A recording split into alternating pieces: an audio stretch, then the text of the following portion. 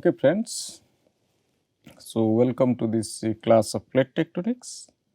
If you remember our earlier class, we just initiated the destructive plate margin, and here we are going to discuss each and every element one by one. And the first one is the oceanic trench. So if you see this diagram which is animated, so here one oceanic lithosphere is undergoing another lithospheric system, and this is the deepest part, that is the trench is formed, and this is the deepest part of the world ocean. And if you remember, we are constructing one subduction zone here and another is the overriding plate. Here we are creating one bulge, that is the bulge which is formed by the compression, and here in the subduction system also we have a bulge here, and it is due to the compression. And here is the trench which is the deepest part. Now the trench, what is its use? Very innovative use is there. If you see this yellow color one, that is the nuclear symbol is given. So mostly the trench is being used to dispose our nuclear waste, because you know this nuclear waste, they can be very threat to this environment. That is why there is no safer place where we can dispose the nuclear waste. So that is why these are the good position where we can dispose our nuclear waste, so that it will directly go inside rather polluting our environment. So let us talk about its geology, what this oceanic trench says about. See, oceanic trench, they are direct manifestation of the underthrusting oceanic lithosphere and are developed on the oceanward side of the both the island arc as well as the Andean type of subduction. So the island arc type subduction, that is the ocean under ocean, and the Andean type is the ocean under continent. Andean type, the name, it is derived from the Andes mountain where the Peru Chile trench is there. The Nazca plate is undergoing the South American plate, and that is why it is the Andean type. That means it is in ocean and continental type of subduction, and this island arc type, that is the ocean and ocean type of subduction. So either of this case, at the oceanward side we are getting the trench, and this is the longest underwater depression. Like this mid-oceanic ridge, they are the longest underwater mountain range. Similarly, trenches are the longest underwater depression, where the oceanic lithosphere moves into the trench around a global rate, an average 3 square kilometer per area. That means we are destroying 3 square kilometer per area of earth at the trench. So that means as this total area remains constant, so that means this 3 square kilometer per area we are also creating at the mid-oceanic ridge. Trenches along with the volcanic island or the volcanic and island arcs and the Waddati-Benioff zone, they are the diagnostic of this convergent plate margin. So what is this Waddati-Benioff zone? We will discuss in the later times. But at this time you should remember the trench is there, then the Benioff zone there, then volcanic or these island arcs are there. These three in combination, they are the diagnostic features that says that there is a convergent plate margin or there is a subduction zone. Then much of this fluid trapped within the sediments, they are coming back inside to the trench. For example, now you imagine we have a system which is a oceanic system which is subducting, and the oceanic system we have sediment, that is the layer 1, and once this is going down, so this cool and surfacial environmental condition it was deposited, and when it is moving towards a high temperature environment, so this water is evaporated and it is coming back. So, many of this water which is coming from this, much of this water which is coming from these sediments, they are, it is here, it is accumulated here and forming a mud like material. So, this is ejecting in terms of mud volcano. So, you probably heard about this volcano, igneous volcano. Similarly, we have mud volcano. So, these muds are erupted here. So, this mud volcano, most of these mud volcanoes, they are found here at the trench or near to the trench. So, that is why much of this fluid trapped in the sediments of the subducting slab returns to the surface at the oceanic trench, producing mud volcanoes and cold seeps. So, these are the petroleum hydrocarbon that people are using earlier days. So, this mud volcano and cold seeps, they are the indicator of subduction zone and closeness to the oceanic trench. And these supports unique biomass that is based on the chemotrophic and microorganisms. So, here you can say this is these mud volcanoes, they are supporting these chemotrophic microorganisms, they are mostly found at the zone. And globally there are about 50 major oceanic trenches, which is covering an oceanic area of about 1.9 square million square kilometer.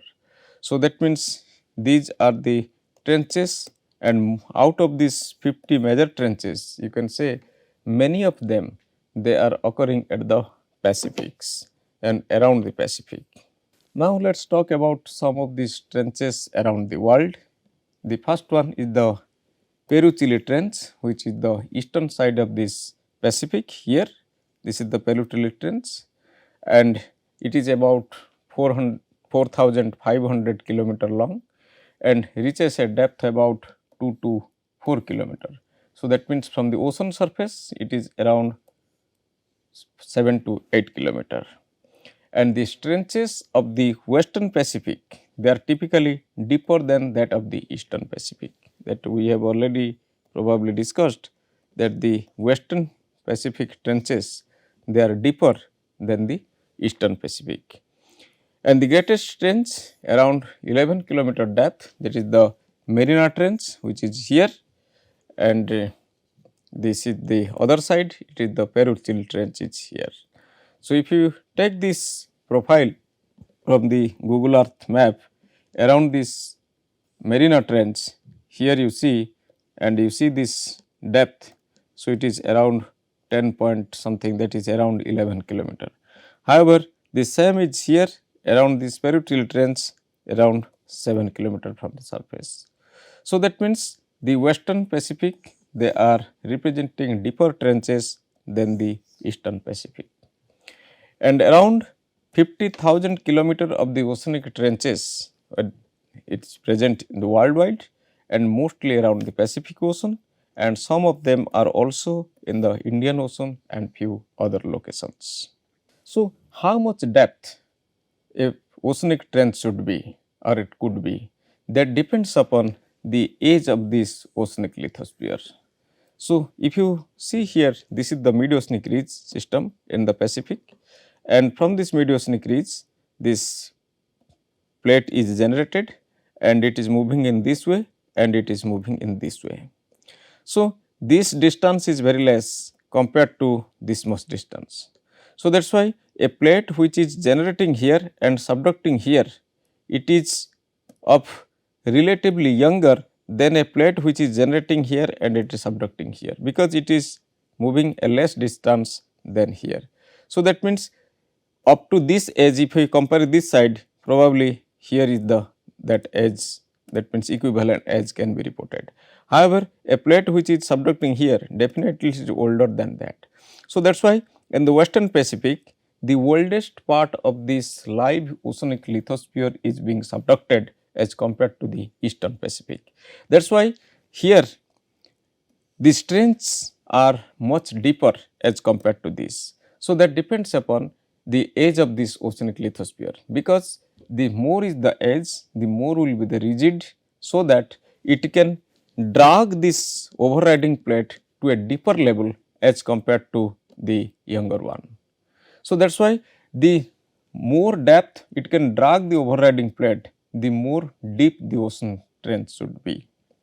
So, that is why the oceanic lithosphere in the western Pacific is much older at the than compared to the eastern Pacific. So, trenches are geomorphically distinct from troughs. Troughs, if you take a cross section, we would have a that means steep side and is a flat surface, flat base, and then it is steep side. So, this is a trough. This is trough. But if you see this cross section of a trench, it is of V shape and it is asymmetrical V shape, not V shape, it is asymmetrical V shape. So, there is a difference in cross section. So, geomorphologically, it is distinct from troughs which have elongated depression in the sea floor and steep side and flat bottoms, while the trenches they are characterized by V shaped profile, mostly it is asymmetrical V shaped. And the trenches are generally 50 to 100 kilometer width, and in section it is form an asymmetrical V shape that we have already discussed, with the steepest slope around 8 to 20 degree on the side opposite to the under thrusting oceanic lithosphere. If you see here, we have a under thrusting oceanic lithosphere here and we are creating a trench. So, this side it is representing a steeper side and this side is relatively a gentler side. So, this is asymmetrically V shaped, where steeper part is the opposite to this subducting system and it is 8 to 20 degree or so. Sometimes trenches are partially or totally filled with sediment. For example, if you see here, we have this Makran subduction zone just below Pakistan. Here, this is partially filled. This is Makran subduction zone, or you can call Makran troughs. So, now you see we have a trough and we have partially filled. We have a trench, for example, we have a trench and we are partially filled it. So, that means we are creating a section like this. So, this is behaving as a trough, but in terms of Cascadian subduction zone, that means here near about Vermicelli trench here. So, in Cascadian subduction zone, it is totally filled with sediment.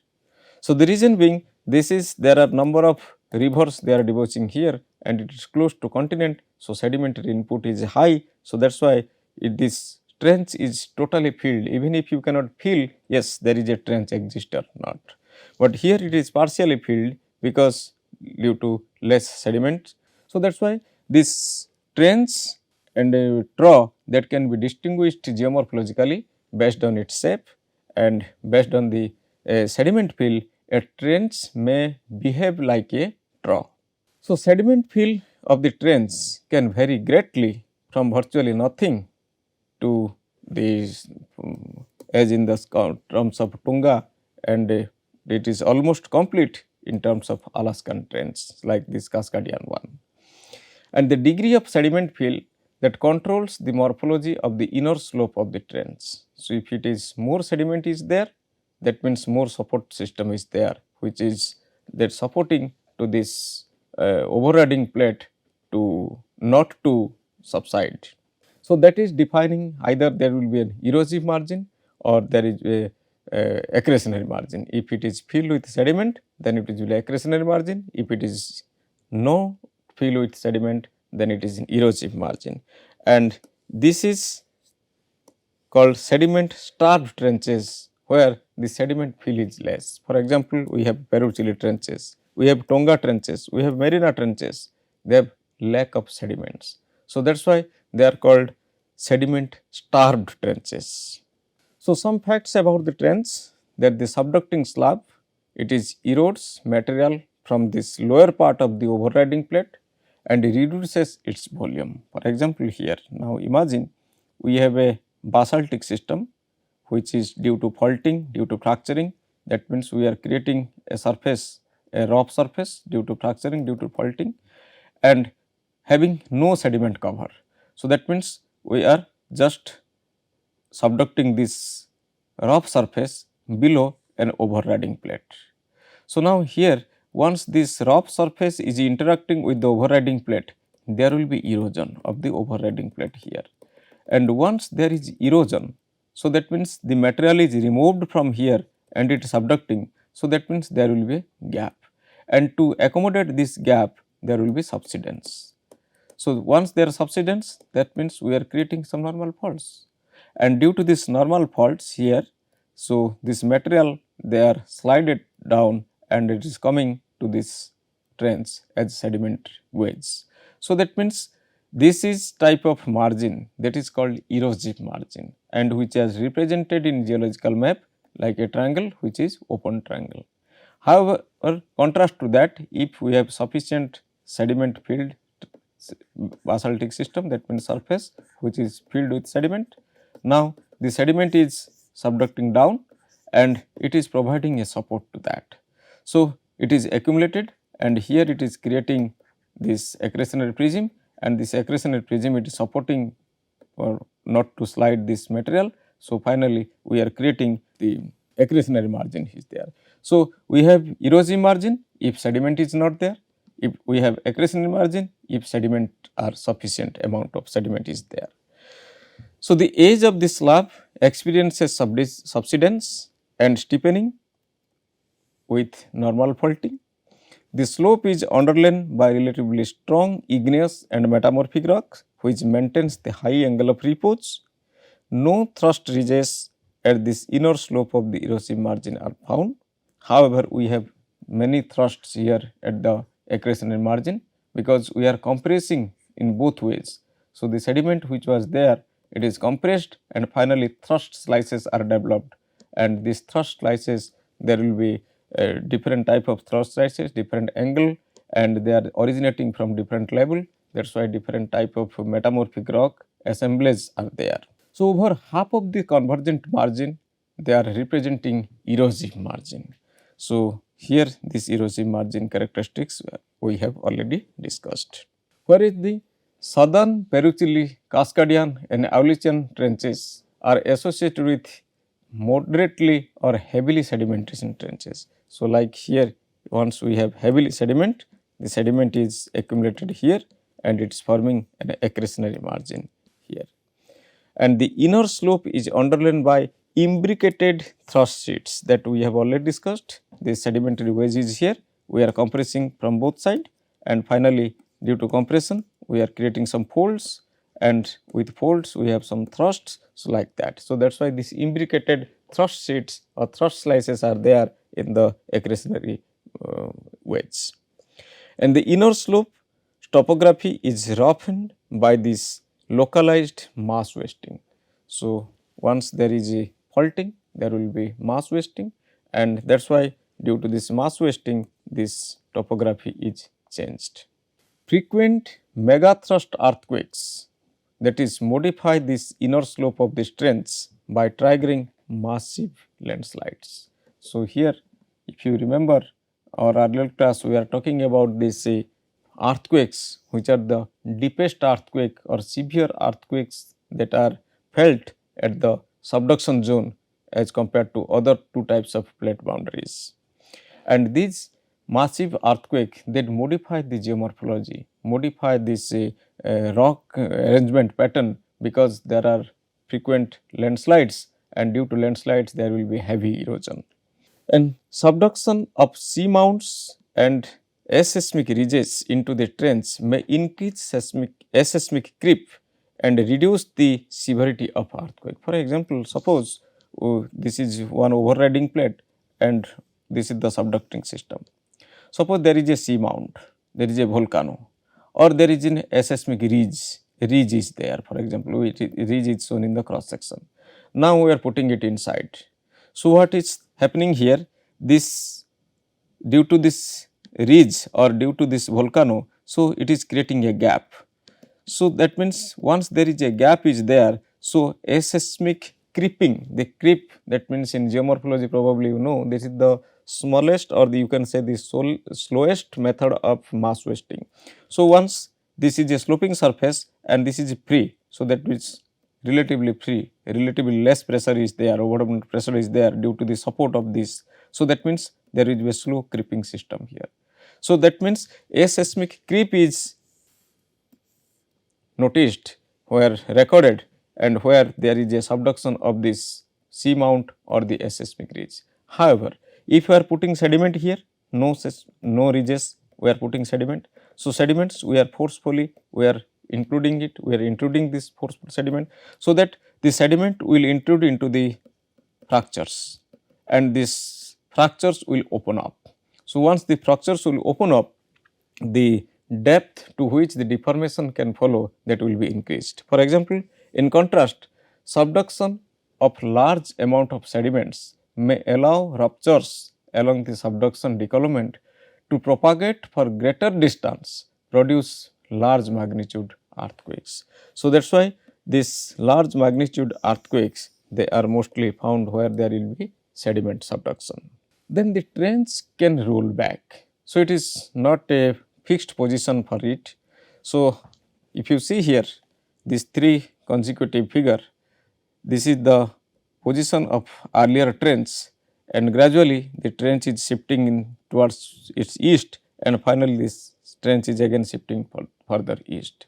So, why this trench is rolling back? This is called trench rollback.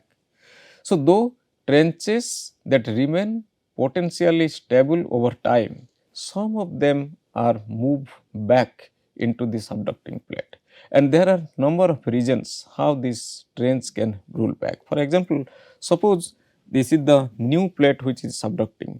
So, this part is not here. So, this is the trench. Now, once this part is moving further down, gradually there will be metamorphic changes, there will be dehydration. So, this becomes heavy. So, finally it bends down. So, once it is bending down, so that means there will be a change here. So, the position is shifting in this way. Suppose this part is break, there is a breakage in this part. So, that means this part is totally moved down, this is totally detached. So, once it is detached, so that means here this will move this way. So, that means the position of trench will again shift in this way. Suppose melting takes place here and we are creating this, we have a back arc basin. So, once we have a back arc basin, that means we are creating another mid-oceanic ridge system. So, this part will move this way, this part will move this way. So, as this part is moving this way, this pushes this plate in this way, so that this trench will move in this way. So, that means here is a trench rollback. Similarly, once this is moving down and this was the subduction system, and the that is the convection system is there, and this convection current it is bombarding here. So, that means due to this pressure of this convection shell, this will bend in this way. So, once it is bending in this way, it is coming back. So, this position of this trench will change. So, there are a number of ways how this trench can roll back, and it is changing its position. So, this is called trench rollback, or it is a hinge retreat. So, this is the hinge zone, how it is retreating, it is coming back, that is called hinge retreat. So, forces perpendicular to the slab are responsible for steepening of the slab, and ultimately the movement of the hinge and the trench at the surface, that we have already discussed how this hinge is retreating and how this trench is retreating and changing its position. And to explaining it further, here as we are discussing that if it is going down and melting, we are creating a back arc basin here. This is the volcanic arc system, and we have a back arc basin here, and due to back arc basin, this block is moving this way, this in the opposite direction it is moving. So, that progressively it is bending the system. So, once it is progressively bending the system, that is hinge retreat occurring and the trench rollback is occurring. So, the reason for trench retreat is the negative buoyancy of this slab with respect to this mantle, because it is gradually it is moving down, because it is become heavy. Once it is moving down, there is certain metamorphic change, there will be dehydration, there will be increase in density, so that it is bends downward. So, this is the negative buoyancy. It is, had it been positive buoyancy, it will just move up, but it is negative buoyancy, that is why it is moving down. Then the extension of the overriding plate and forming a back arc basin. So, we are forming the back arc basin here. So, these are the regions by which this trench retreat or the hinge retreat takes place. And the same thing it is shown here at the early phase of subduction. Now, see, this is the early phase, this is the trench, and gradually when this is going down, further down, and this due to this bombardment of this convection cycle, so it is moving back. Similarly, further it is moving back, because gradually once it is moving down, more dehydration takes place, more density increases, so that this becomes heavy. So, due to its own weight and due to this bombardment of this convection cycle, so this part it is retreating back.